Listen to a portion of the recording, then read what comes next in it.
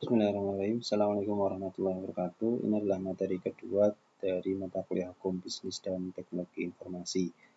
Di materi kedua ini kita akan membahas sedikit tentang perkembangan IT dan komunikasi. Mungkin nanti di dalamnya ada banyak teori-teori yang saya skip karena saya menganggap teman-teman sudah paham. Oke, yang pertama komputer itu apa? Saya yakin teman-teman sudah paham. Nanti silakan baca sendiri. Kemudian definisi komputer juga silakan baca sendiri. Ini harusnya ada di semester 1 belajar seperti ini ya. Ini hanya mengulang saja. Nah, perkembangan generasi komputer juga silakan baca sendiri. Perkembangan sistem informasi berdasarkan fungsinya dari mulai teknologi input, pemrosesan, output, penyimpanan, dan komunikasi. Nah, perkembangan perangkat lunak sendiri ada menggunakan bahasa mesin, kemudian bahasa rakitan. Bahasa mesin itu maksudnya masih 0101 biner atau menggunakan heksadesimal. Kemudian bahasa rakitan itu mungkin teman-teman di sini mungkin kalau tidak basicnya elektro di SMK-nya mungkin nggak paham.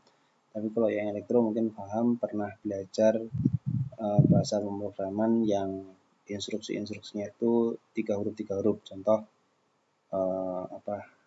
move gitu ya, disingkat MOF dan seterusnya.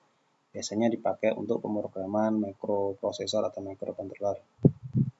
Nah, itu bahasa rakitan. Kemudian bahasa prosedural ini dari awal adanya komputer personal ya. Kita mengenal bahasa BASIC, kemudian bahasa Pascal, kemudian bahasa yang lain-lain. Bahkan PHP, kalau teman-teman tahu PHP itu awalnya adalah bahasa prosedural. Kemudian berlanjut dengan bahasa prosedural yang lebih modern. Di sana nanti mungkin kenal object oriented programming dan lain sebagainya. Kemudian tahap yang kelima sudah menggunakan namanya NLP atau Natural Language Processing, di mana bahasa pemrograman untuk perangkat lunak ini sudah mendekati bahasa manusia. Nah, inilah yang digunakan seperti Facebook, seperti Twitter untuk menggali data-data dari posting-posting kita atau komen-komen kita sehingga dia mendapatkan data yang bermakna ya. Nah, kemudian hubungan sistem informasi dan perkembangan bisnis itu apa? Nah, biasanya ada kebutuhan bisnis dulu. Dari kebutuhan bisnis itu biasanya akan dibuat information system dengan cara sistem development process. Nah, ini teman-teman mungkin baca di mata kuliah rekayasa perangkat lunak atau yang lainnya, atau perancangan sistem informasi. Nah, dari sini nanti lahirlah sistem informasi, dan dari sistem informasi nanti memerlukan perubahan dari sisi bisnis. Ini hubungan sistem informasi dan perkembangan bisnis, karena saat ini biasanya mungkin untuk perusahaan yang berskala enterprise atau corporate sudah tidak ada lagi perusahaan yang jalan tanpa IT, ya. Jadi bisnis itu run on IT and IT run on IT services. Itu pedoman di mata kuliah manajemen layanan teknologi informasi. Oke, penyebab bobolnya keamanan informasi. Pertama adalah kesalahan manusianya. Manusianya nggak paham tentang security.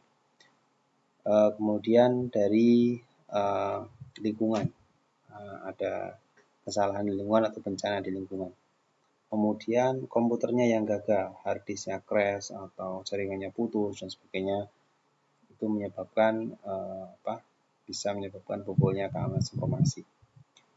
Kemudian strategi untuk pertahanan keamanan informasi dari sisi control prevention atau pencegahan dahulu, kemudian pendeteksian setelah dicegah, dideteksi ada atau tidak serangan misalkan, kemudian limitation pembatasan akses dari orang-orang yang berhak saja yang boleh mengakses.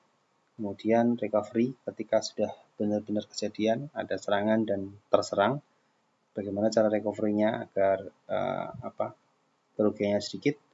Kemudian correction atau perbaikan dari kondisi yang ada sehingga serangan-serangan yang mungkin pernah terjadi tidak terulang lagi.